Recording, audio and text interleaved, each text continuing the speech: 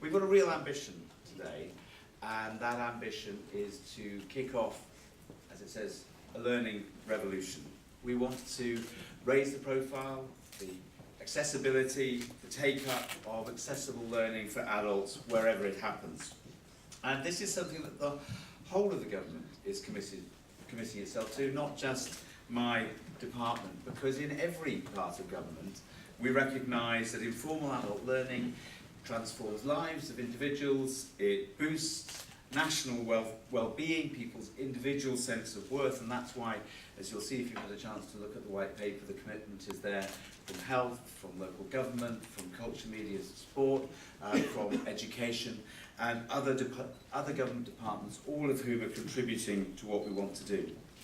We know that the learning that people do for its own intrinsic value, not necessarily or perhaps at all to get a qualification, but the learning that people do because they want to provides personal fulfillment, it helps older people stay active and independent, it challenges stereotypes, it can bring generations together, and it contributes to community cohesion. We need these things at all times, but perhaps we need them even more at a time of economic downturn and stress. For people whose skill levels are lower, people who have bad memories of formal education, informal learning can also be a stepping stone back into learning, to qualifications and to better jobs. Informal learning has always meant more than traditional adult education classes at a local college. There's still a big demand for it. It's still going to continue. We've still ring-fenced £210 million to support adult learning, and my own department supports learning in many other ways, through union learning reps, through the specialist institutions, and there's a great deal of support across the rest of government, because the world's changed. There's been an explosion of online education resources, of book groups, there's huge growth in the University of the Third Age. Of course, the government has helped bring about free access to museums.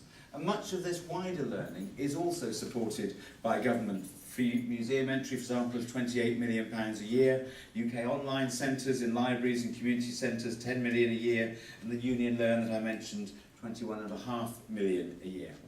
So we've launched the Learning Revolution Pledge to help bring this learning revolution alight. We've launched it for organisations that are keen to bring their influence and their expertise and to share their resources to help people learn. We want to help get more people involved in doing their own thing, supporting new ways of learning, including technology and broadcasting.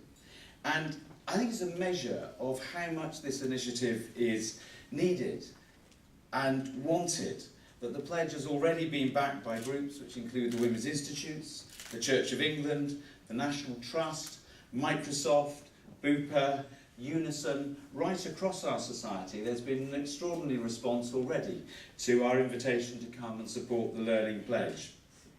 We know as part of this, we need better links between different kinds of learning. Learning can take place in the public sector, the private sector, in the voluntary sector, in self-organised groups. There is a huge, already rich mix of opportunities out there, but we've got to find the ways that enable people to navigate around their system, to move from one stimulus to another form of learning to the next group. So we'll be doing that in the months and years ahead.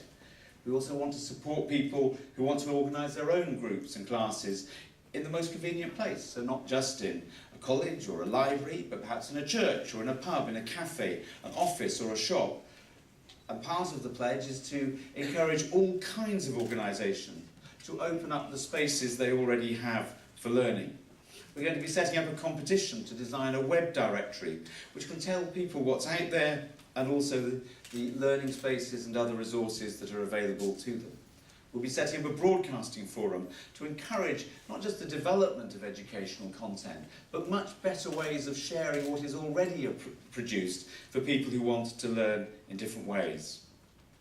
We know that informal learning makes a unique contribution to people who face disadvantage or people who may be marginalised. So in the strategy you'll see the next steps in widening opportunities for older people, the ways in which we'll develop a package of support for community learning champions, and the new moves to increase the availability of informal learning in the workplace, including already a commitment from Union Learn to open up 50 Union Learning Centres to wider education.